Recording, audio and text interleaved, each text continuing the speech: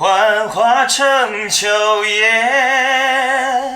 而我却像落叶归根，坠在你心间。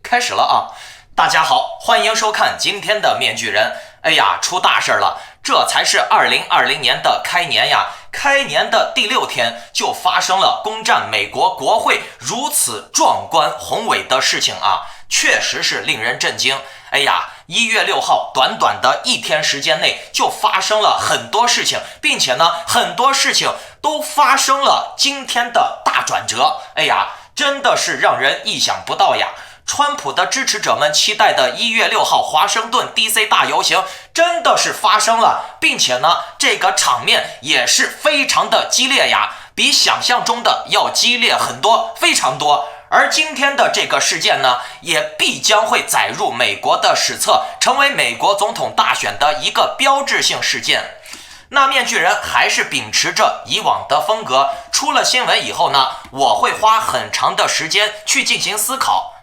我并不会像其他的博主凭借着情绪呀或者激情张口就来，所以呢，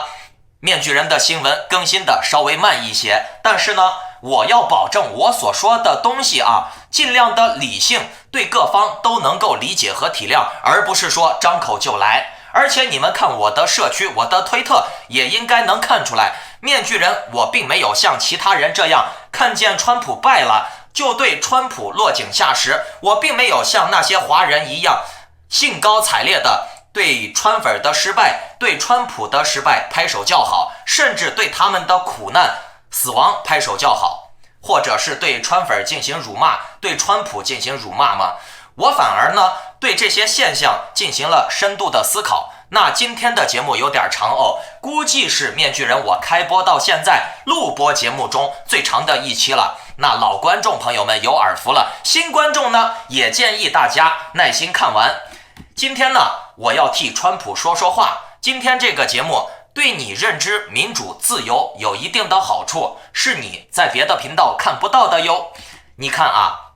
像支持拜登的朋友们肯定会觉得，哎呀，川普的这个行为撕裂了美国呀，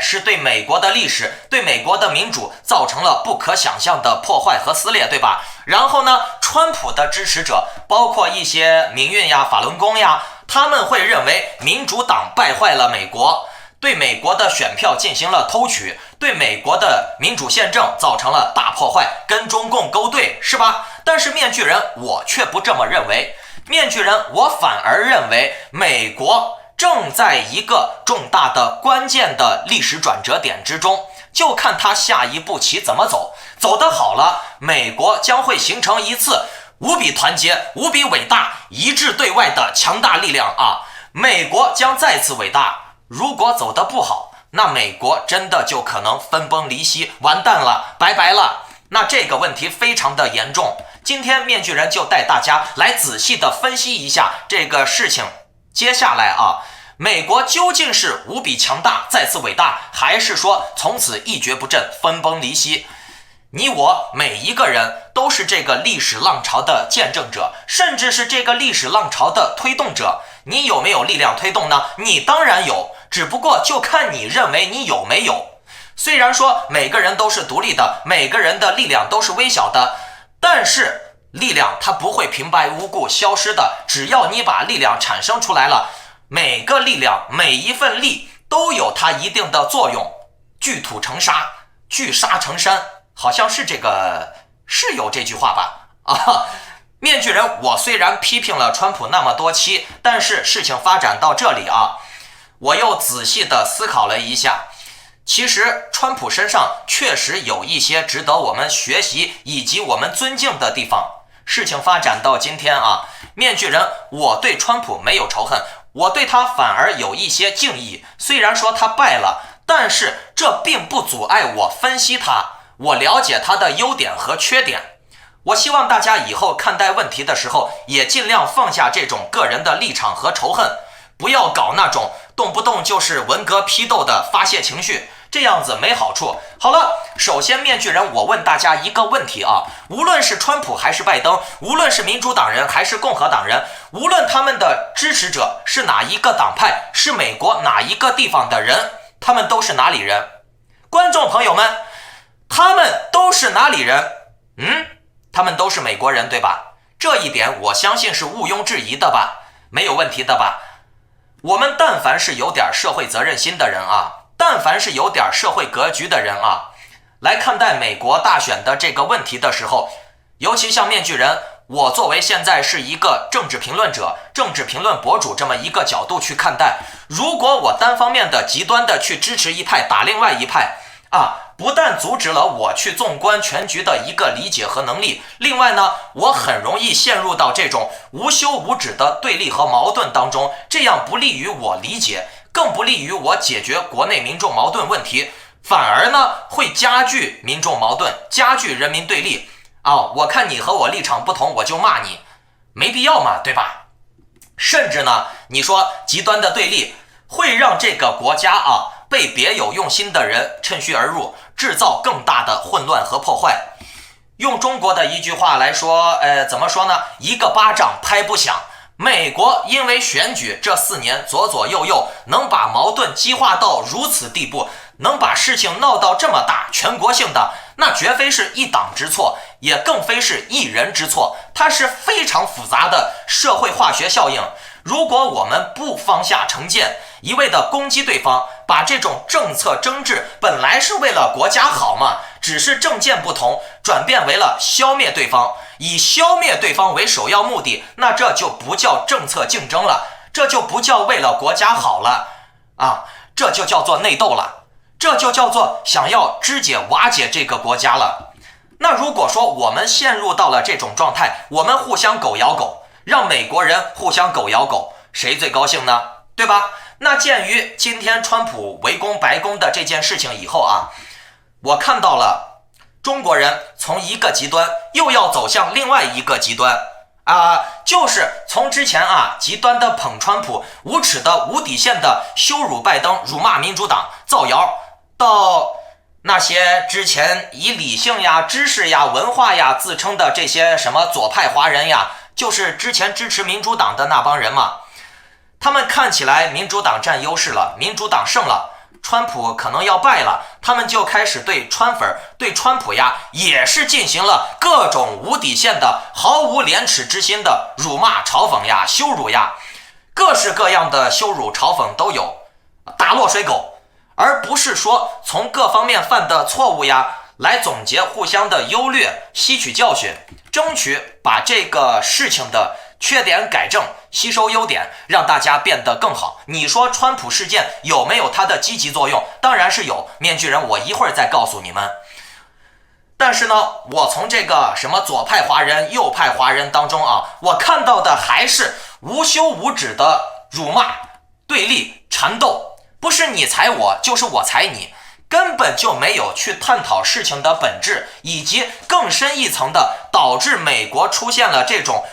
人民、民族甚至国家大乱的对立的现象的原因。仿佛咱们华人活着的唯一的目的就是踩别人来发泄自己的情绪，非黑即白，永远都要找到一个阶级敌人去打倒。面具人我有时候就在思考是咱们华人的这个智商不行，还是大脑的脑容量不行？咱们看待问题怎么总是这么的片面浅显呢？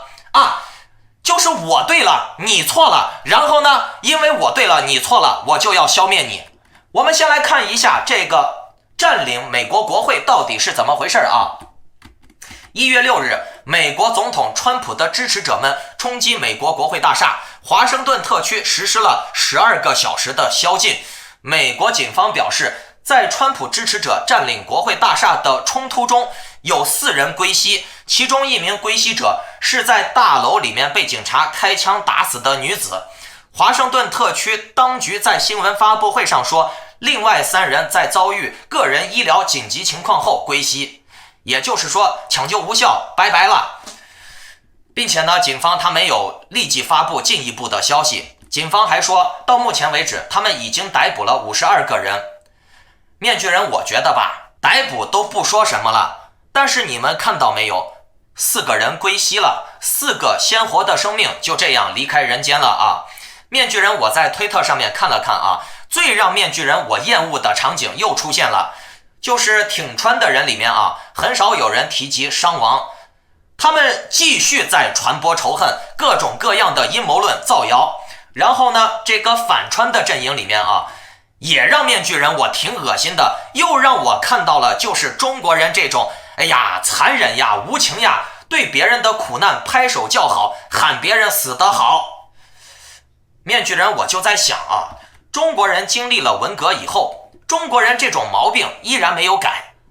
好像我们对别人的苦难，对于别人的死亡啊，有着近乎变态的那种能给我们带来快感的追求。还骂呢，都闹出人命了，你还骂人家死得好呢？反正面具人我看到了一个视频，这个视频我不能放出来啊，你们可以到我的群里面看，就是有一个女川粉啊，把那个门的玻璃砸烂了，想要翻门进去，正在往里面钻的时候，门里面的一个保安还是警察，毫无预兆的直接给那个女川粉的胸口来了一下，只听砰的一声，然后那个女的就倒在地上，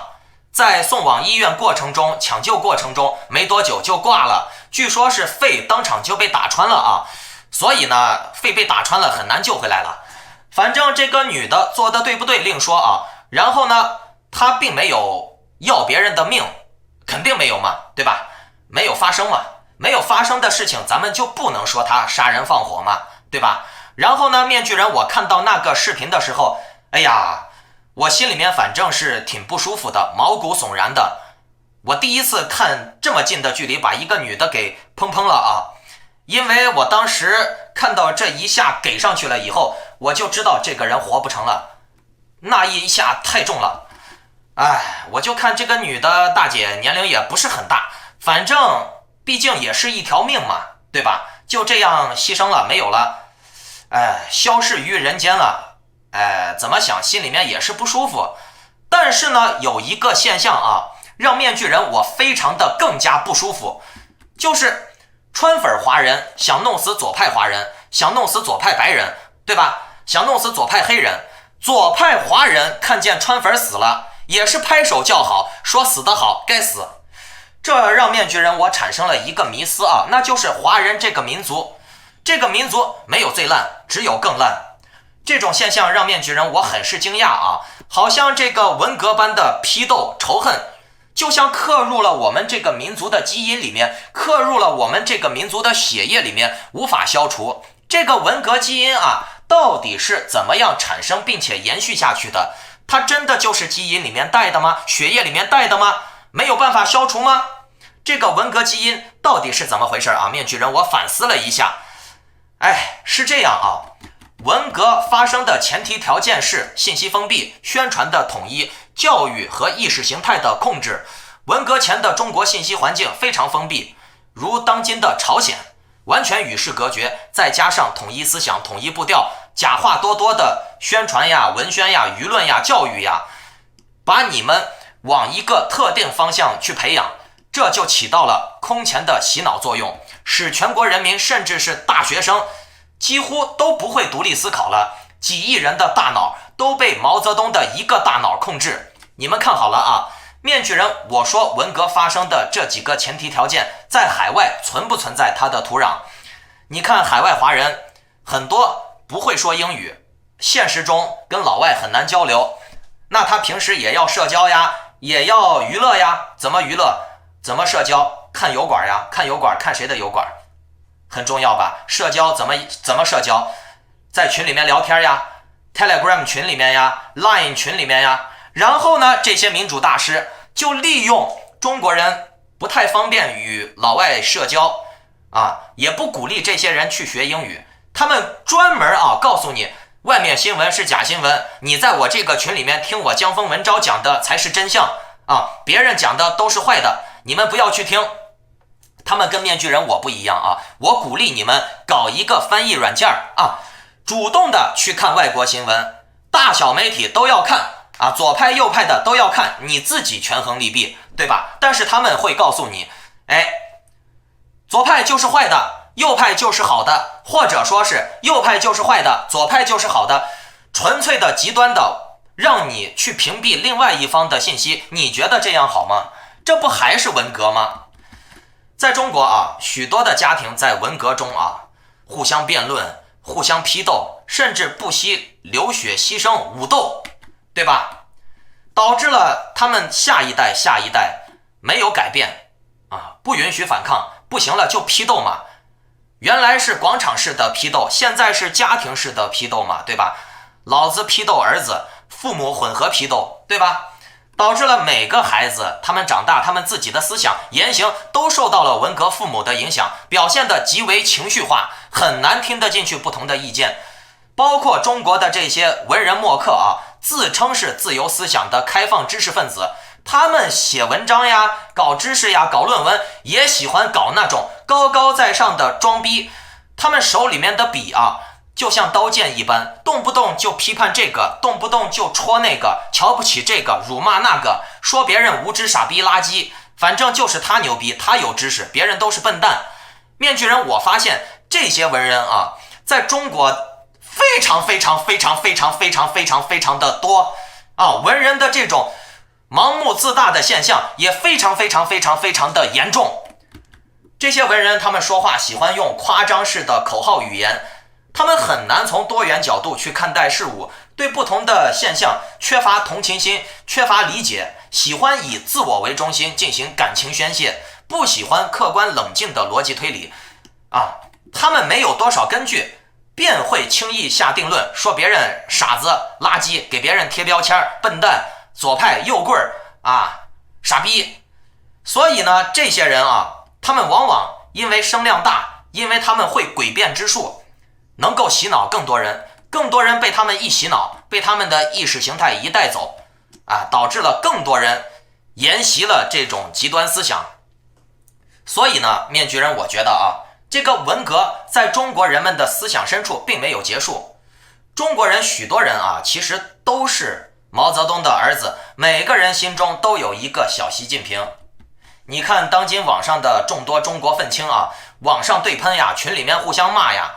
这个风格啊，就跟当年的红卫兵批斗没啥区别，只不过原来是游街批斗，现在啊更方便更简单，手机一拿，群里面想批斗谁就批斗谁，遍地开花似的，中国骂娘似的，一言不合就骂，每个人都想把对方骂个底朝天，而不是通过辩论来探寻某种真理。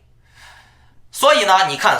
这些网络上的不管是大 V 小 V 还是群里面的人啊，他们总是喜欢利用文革中那种制造阶级敌人，贴标签扣黑锅，把他打成伪类了以后，大家成一伙的啊，聚起堆的来批判他批斗，这样呢，每个人都可以发泄怒火，看左右两边的人都在批斗，找到自己的同温层了以后，觉得批斗别人有力量，自己有自信，自己装逼了，自己也成了那些牛逼当中的一员了。包括你看大陆的这个反日大游行啊，只要开日本车的、开日本店的，全部都消灭掉、砸掉。然后咱们再看看香港的这个游行，只要发现你是说中文的，只要你是说普通话的，那就把你抓起来骂，排斥你，甚至严重的把你抓起来打。这些游行呢，已经不是为了什么民主自由民权了，他们已经成为了纯粹看立场，甚至看你的某种特征就能辨识出来你是坏人，给你贴标签，把你打倒，你是阶级敌人，要消灭掉。在中国呀，许多单位的领导其专制霸道不讲理的作风与习近平没啥两样，就像那个董明珠还有王思聪，对吧？但是这种作风反而是被中国人崇拜的，被冠上了霸道总裁的美名。霸道总裁在中国真的是一个褒义词啊，就像川粉为什么崇拜川普？川普就是有霸道总裁的作风呀，他是老板又是总统，对吧？他不是贬义词啊。小习近平在全中国遍地都是。面具人我就见过太多的民主大师啊，文人墨客啊，所谓的民主公知啊，他们天天高喊自由民主平等人权言论自由，但是你看他们平时做的事情，要么就是极端的怼人啊，乱用言论自由，想怎样说就怎样说，你不让他说，你不让他喷，你就是不给他言论自由。要么就是这些人啊，完完全全容不下不同的声音，他自己听不得一点儿不同的意见，他总认为自己就是绝对正确的，高度以自我为中心和自以为是，极为缺乏以科学和理性为基础的公民意识。这种从不反省的人啊，太多了。所以呢，咱们中国人最应该反思的是，怎么样跟别人建立良好的沟通渠道，平心静气的和别人聊天学习嘛，三人行必有我师嘛，对不对？如果说中国人都有了基本的独立思考和独立判断能力，都有了包容心，都有了正常的互动能力，面具人我再说一遍，正常的互动能力，那中国人现在大部分没有正常的互动能力吗？如果说中国人的这个脑子都是互相包容的，并且能够正常的互相沟通，即便是再有煽动力的领袖，恐怕也再难发动文革之类的运动了。其实美国现在也是因为这个现象，红州、蓝州他们的民众并没有什么好的沟通方式，并且呢，文化也越来越疏远，越来越隔离，从而呢被一些别有用心的人煽动呀、挑拨离间呀、制造矛盾对立呀。所以呢，你看水火不容，对吧？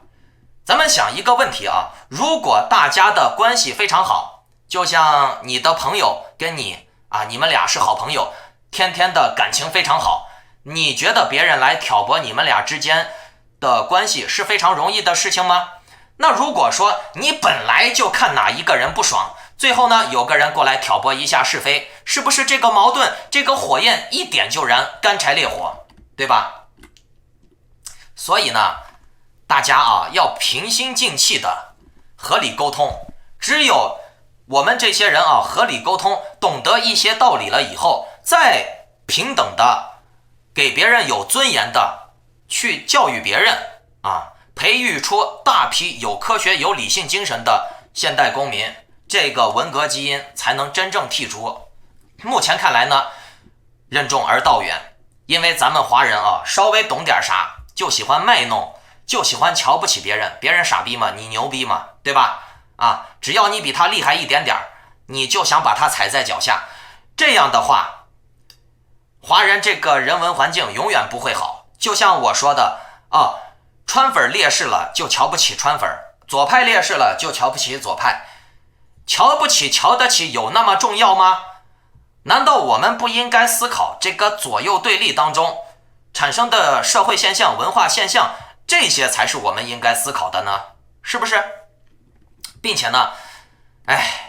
就事论事以后呀，不要把所有的事情都串联起来。咱们就说美国总统大选与这个进攻国会的某个厕所里面发生了某个打斗，以及谁把谁骂了，谁把谁干了，这些事情看似有关联，但是你具体的说，他们每个又都是独立事件，每个事件又有各自的直接诱因。比如说他看你不爽，你把他骂了，两个人才打起来了，对不对？你并不能说因为拜登是对的，然后呢在白宫里面的某个厕所里面，某个左派把某个右派给打死了，就因为拜登是对的，所以他打死人也是对的，这就是完全不关联的两个事情，明白了没有？同样的，你也不能说因为你支持川普，你就有理由，你看到所谓的拜登支持者，所谓的左派，看到他就应该消灭他看到所有的拜登支持者他就是坏的，你就有权利打他。好，那么我们把心态梳理好了以后，应该明白了吧？一事儿归一事儿，并且呢，你要是有本事，你就去帮别人，你如果不想帮别人，你也不要去嘲讽挖苦人家，就算他笨他傻他川粉他极端下去，自然会有社会制裁他自己会倒霉，但是你没有权利去制裁他迫害他，你也没有权利去羞辱他，懂了没？他傻他笨是他的人权，懂不懂？好，继续来看这个事情发展的新闻川粉们浩浩荡荡的进军白宫了以后这个民主党呀也确实是自我感觉良好，高枕无忧。这个国会的保卫警力很快的就被这些平民给突破了，然后呢他们占领了国会，然后呢把这个总统认证的媒体直播这个大会全部给打乱了，甚至有些议员呢也是被逼仓皇而逃。拜登也发表讲话说，示威者冲进国会大厦，砸碎了窗户，占领了办公室，入侵国会，威胁正式当选官员的安全的种种行为，这不是抗议，而是叛乱。他敦促特朗普在全国电视上要求结束这种围攻。其实川普刚开始呢，进行了一场非常激情洋溢的演讲，这促使了川粉们有底气进攻国会的这个事情确实发生了，但是呢，并没有想象中的像德国希特勒的拥趸们，还有拿破仑的拥趸们如此的狂热，如此的有战斗力。川粉呢，只是非常的有限度的进去游了一圈，然后就散了。那川普也看到了这种情况，川粉们未必能像他想象的会有那种血战到底的战斗力，所以呢，川普重新强调了关于选举舞弊的说法了以后，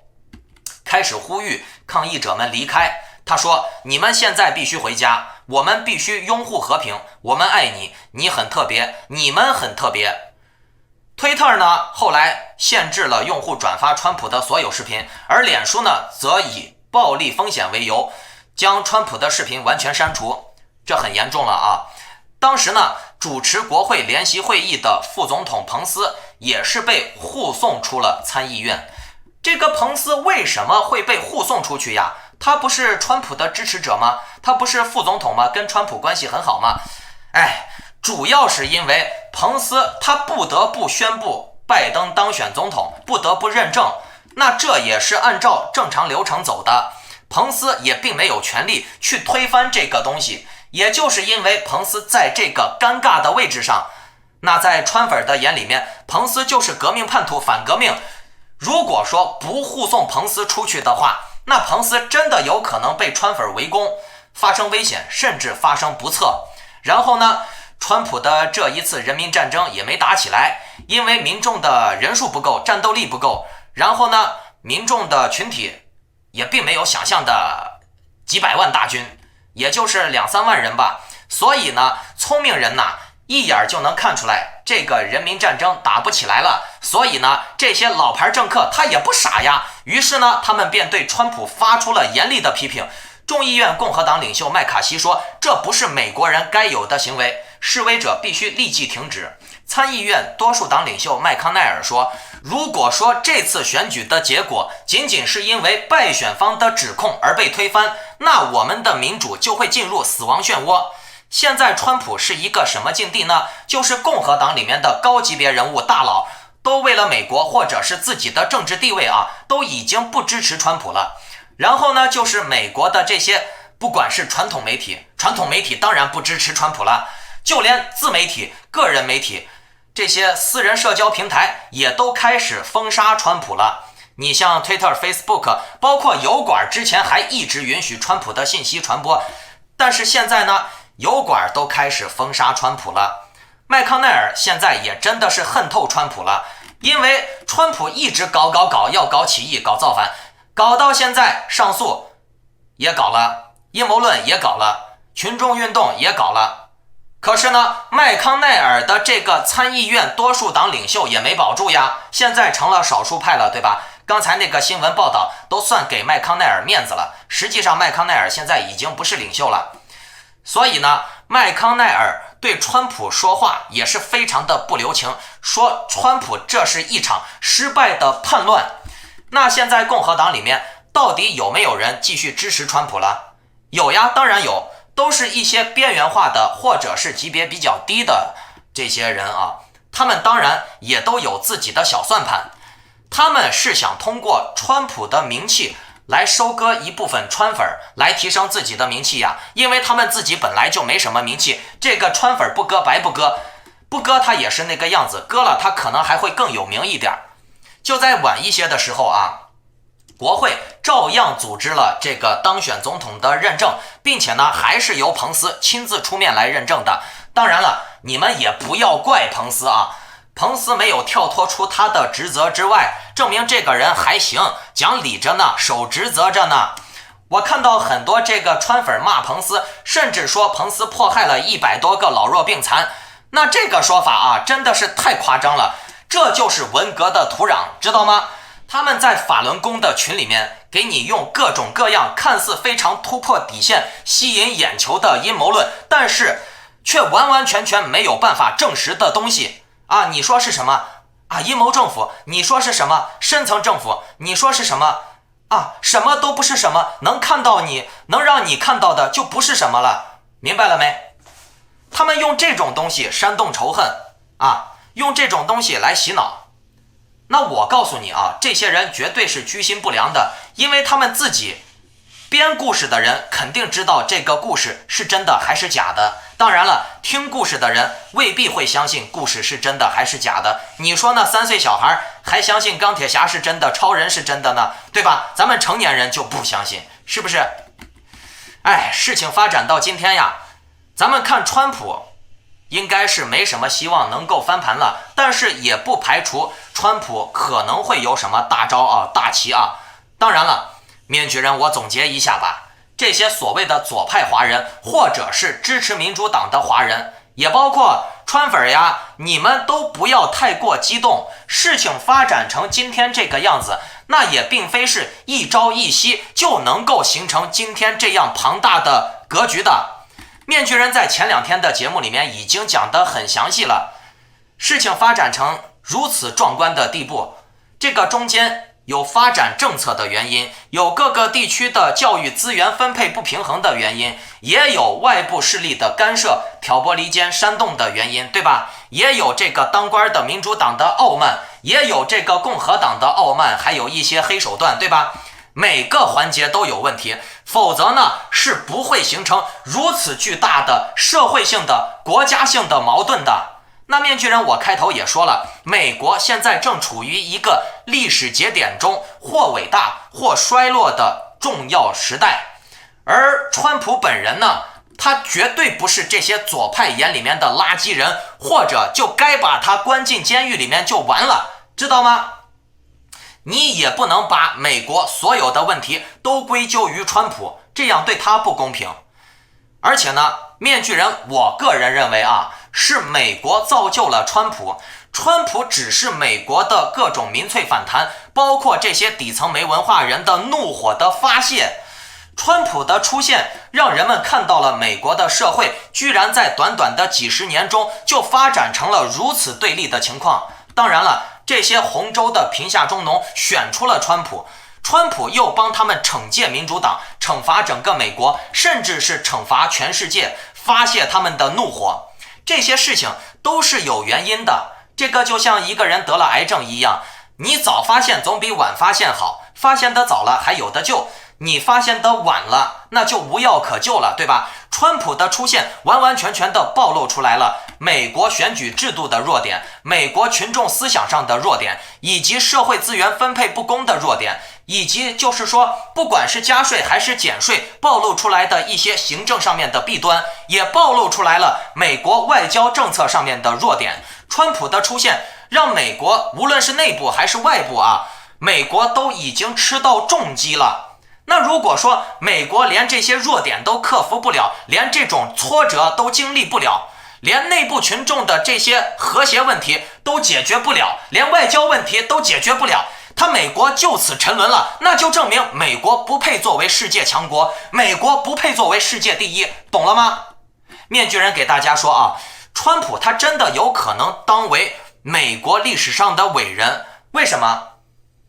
毕竟川普至少有7000万的选民，如果不是因为疫情，川普的支持者可能会更多。那这些人他自始至终啊，他都是支持川普的。川普不是最害怕的，最害怕的是这7000万选民，就算没有川普，还会有下一个普，懂了没？这7000万的选民注定了他们会孕育出来如此极端的、如此猛的总统。川普本人并不是令人担忧的，而是美国的这些选民如此的反建制，如此的反政治正确，如此的激情，如此的有破坏力，这些民众人民的力量才是最可怕的。无论任何时候啊，我们不管是学者还是人民还是执政者，都应该敬畏人民的力量。面具人，我为什么说川普会成为一个伟大的总统呢？如果说川普他选择与民主党握手言和，甚至是主动的团结起来，川粉与民主党共同合作建设美国，那川普可以说美国的动乱是因为外部势力，或者是直接把责任推给中共呀，对吧？把这个话继续说下去，本来川普就喜欢把责任指向中共嘛，对吧？川普说我们的选举我们的民众对立确实是中共造成的矛盾但是我川普现在决定大人有大量，我们放下内部矛盾，一致对外，否则呢，我们的美国将会岌岌可危。不管是共和党人还是民主党人，大家都是好同志，川普就可以顺势的把内部矛盾输出成外部矛盾，把这个内部矛盾直接出口转成外贸，将美国再度团结起来，一致对外，甚至可以把这些法轮功呀，包括这些民运有间谍背景的、有外国势力干预背景的抓出来审判。川普可以说，我就是为了找出华盛顿沼泽里面这些间谍，让美国民众看到这些间谍对我们国家的破坏，对我们民主的破坏，对我们民族团结的破坏。这些间谍的谎言、造谣、阴谋论蒙蔽了我们国家的双眼，蒙蔽了你们这些群众。美国还是一个伟大的国家，不管是红州、蓝州，大家都是好朋友，大家都是好同志。川普现在愿意放下王冠，双手送上，团结美国，安抚了川粉。川普亲自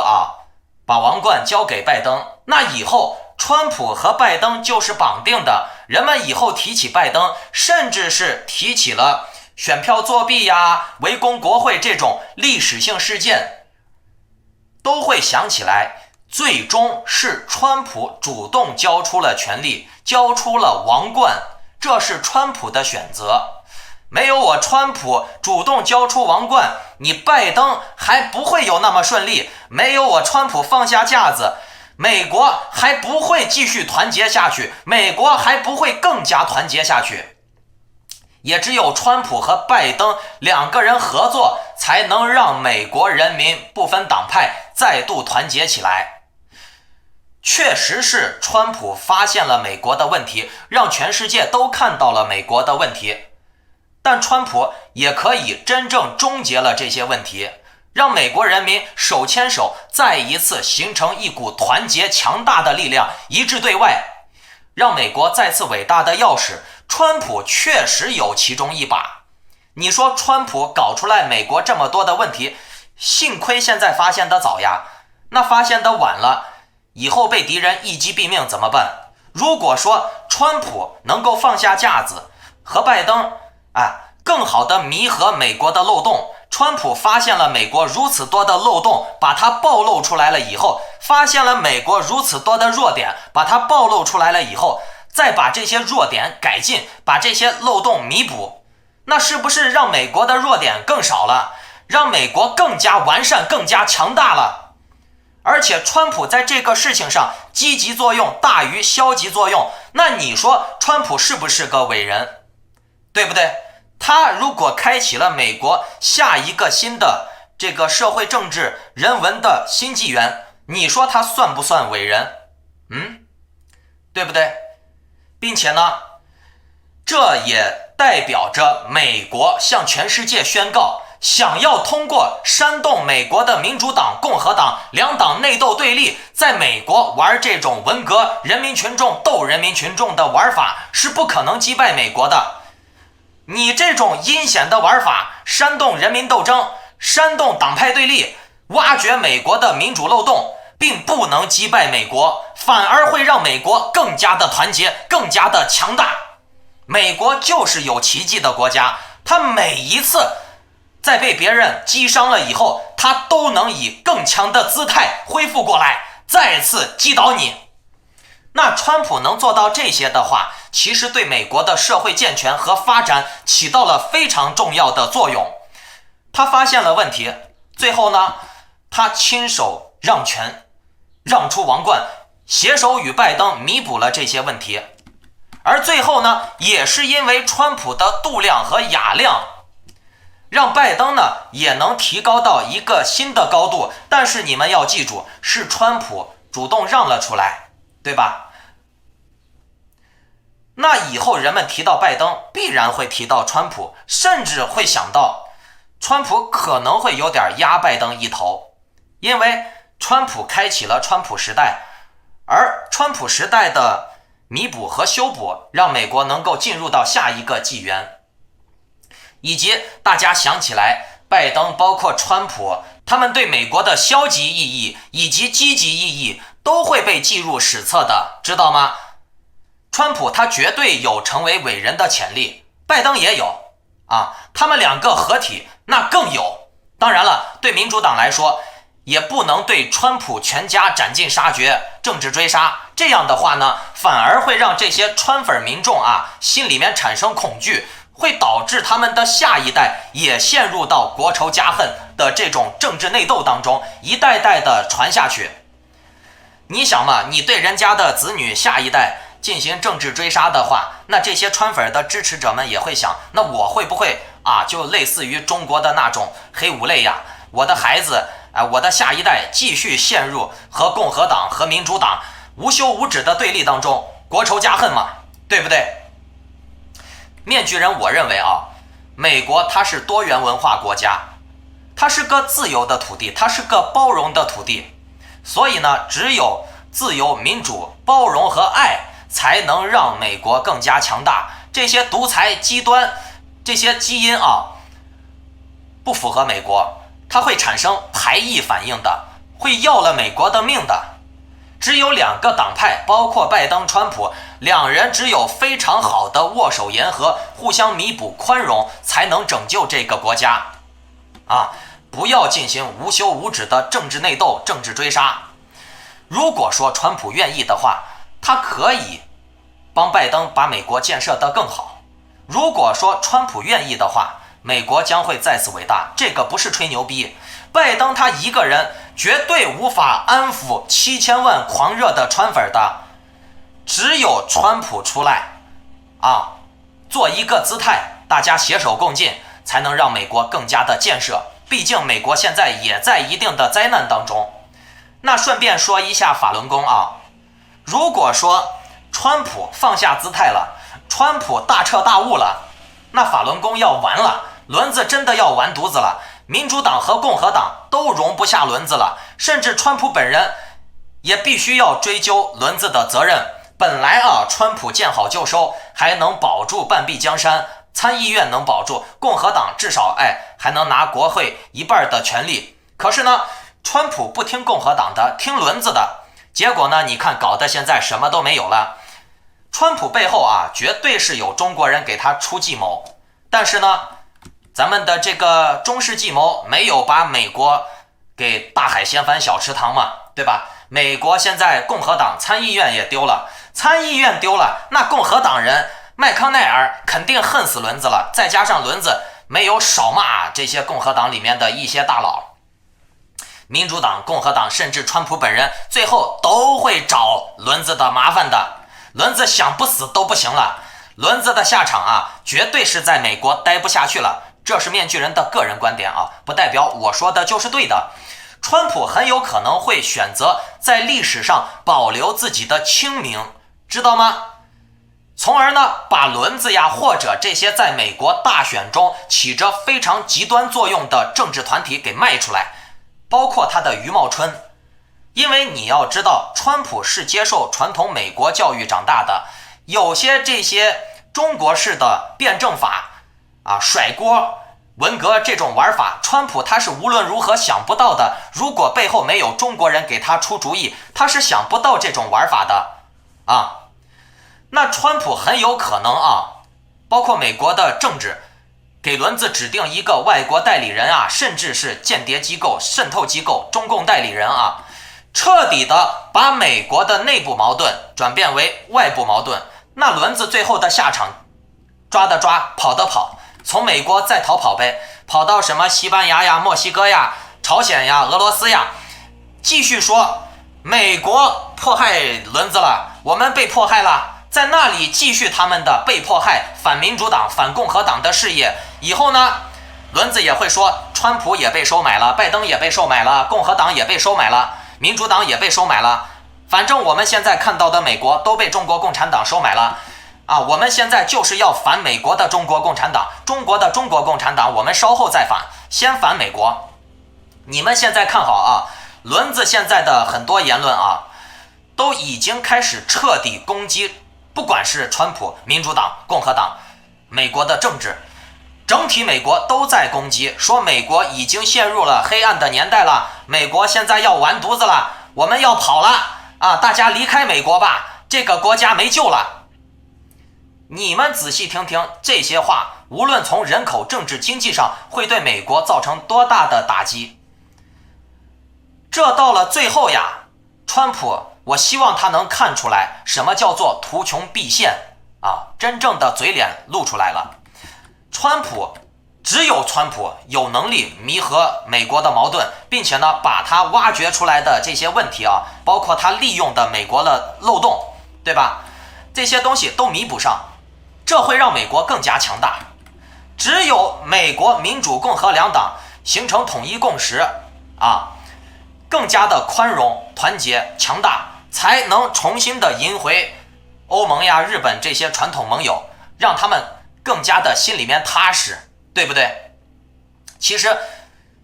为什么把内部矛盾转移为外部矛盾啊？我们看看历史就能明白，一个国家安逸久了以后就会发生内斗，可是当这个国家有了外敌的时候，它就会空前的团结。中共不就是一直这么操纵的吗？美帝亡我之心不死，台湾亡我之心不死，对吧？如果说把这次美国大选的各种各样的阴谋输出给外国，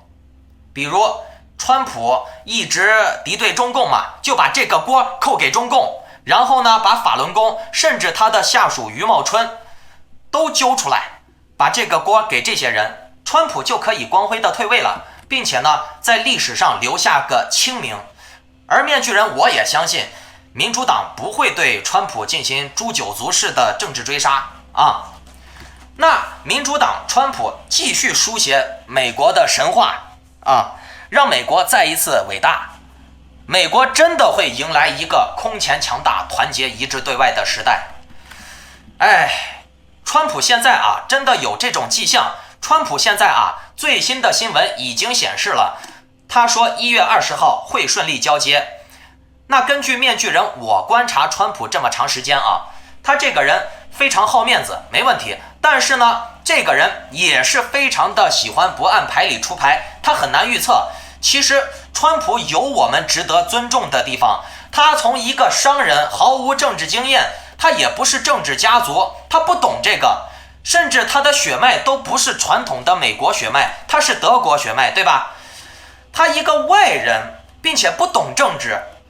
一跃而就，靠自己的努力。他曾经被奥巴马瞧不起过，曾经被奥巴马踩在脚底下过，但是他一个外行，却凭借着自己的努力、自己的能力，发愤图强，把奥巴马重重的踩在脚下。他用野路子底层的方式打翻了强大的美国建制派，打翻了传统的美国媒体，打翻了政治正确。而且呢，他也确实帮美国7000多万川粉，至少7000多万川粉发泄了他们的怒火，惩戒了一些傲慢的知识分子，惩戒了一些傲慢的政客。这个川普能做到这些，他必然是有他的优点和他的一些力量的，有他的进取之心和他的套路的。这些事情都是值得我们研究和吸取的，知道吗？好的一面我们吸取，坏的一面我们排除，知道不？川普他有他的积极作用，我们不能因为一些事情、一些立场就完全抹黑、否认一个人。这个世界上没有彻底白的人，也没有彻底黑的人。你们要知道这个道理啊，一定要明白。你说川普他不够励志吗？他绝对励志啊！他不懂政治的人都能爬上政治巅峰，你爬一个试试，对不对？川普把曾经所有瞧不起他的人，所有他讨厌的人，他都用非正常方式，你意想不到的奇招啊！而且是这种底层非常亲民的方式，把一个强大的美国建制派政治集团，把全世界的建制派打翻了。你说他励不励志？他强不强？他有没有他的这些厉害之处？我们需不需要了解？对不对？如果说川普被这些轮子呀、民运呀、境外势力呀一路煽动，他一心一意要走自己的川建国路线，就像江峰唱的川建国，他就做金日成那样的人，建立一个破落的美国，又能怎样嘛？他在历史上无非留下的还是骂名嘛。美国被分裂了，谁最高兴？对不对？中共呀。面具人，我相信川普一个精明的商人，纵横江湖70多年他不会不明白这个道理的。咱们华人在美国的这次选举上面，你说墨西哥人没你多吗？印度人没你多吗？非洲人没你多吗？但是你看华人在美国的选举上面，完全不是为了人权，完全是纯粹攻击美国的政体去的。那印度人、人家非洲人、人家墨西哥人怎么不造谣什么迫害老弱病残迫害这个不制造各种各样的三个硬盘无耻下流的阴谋论？这中间包含香港、台湾咱们整体华人长着这张黄脸说着中文的人，真的把脸丢大了。美国下一个时代荣耀也不属于咱们华人。